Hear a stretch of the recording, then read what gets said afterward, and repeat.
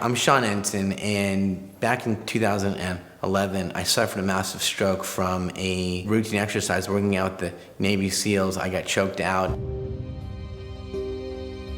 Back in 2009 and 10, I was living in San Diego. I lived on the beach. Everything was great. I'd taken 2 private companies to public entities, and I thought I was on top of the world. I just had everything I needed, and I had to get rushed into the hospital and induced into a coma for 10 days, which they actually thought I was going to pass away because of the lack of oxygen and blood going to my brain. I came out of the coma, barely able to talk, having the brain of a 3-year-old child, being on all these meds, accessing the therapies at that time needed. I was finding out that I plateaued at a certain level and that I wanted to be able to do more with my life.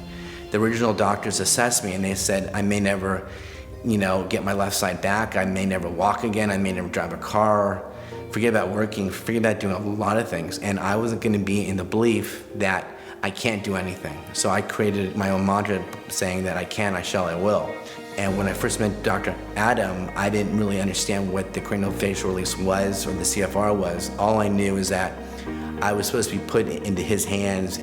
My name is Dr. Adam Del Torto. I'm a chiropractor of 36 years using mostly diversified chiropractic technique and SOT adjusting procedures, but I specialize in a unique cranial adjusting technique that I developed called cranial facial release. Cranial facial release is a unique cranial adjusting procedure that incorporates the use of tiny balloons that are carefully inserted in the nose and quickly inflated to open up the breathing passageways and mobilize the bones of the face and cranium.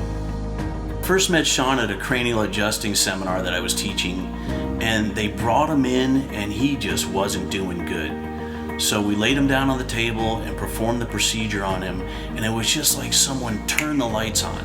That glaze that had been over his eyes just lifted and it just lit him up. And I could see this sparkle come forth that wasn't there before. My gait was coming back, my neurofunctionality was coming back, and things were lining up in my head that I'd never seen before. I mean, had I seen this was pre-stroke. And working with Adam twice a week, I was able to start attending things that I was normally able to do before my stroke.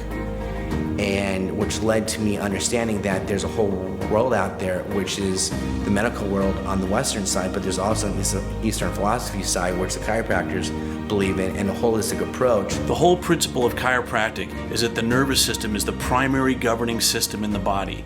All body function and all health revolves around a properly functioning nervous system.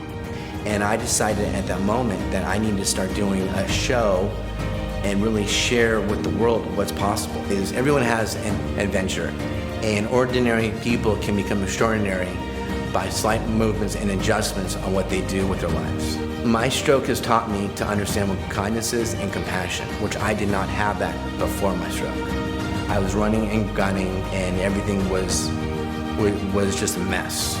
This opportunity that the stroke has occurred allowed me to meet people that I probably would never met in my life, and to share the kindness and the love and the compassion back with them. Welcome to Adventures in Health, where we follow the journeys of amazing human beings who have beaten the odds and made inspiring comebacks.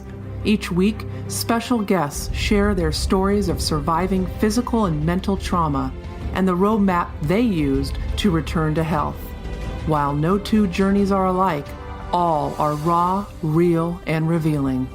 Common themes like fear, pain, perseverance, and hope pop up like road signs along the way as we explore what it means to move from merely surviving to thriving.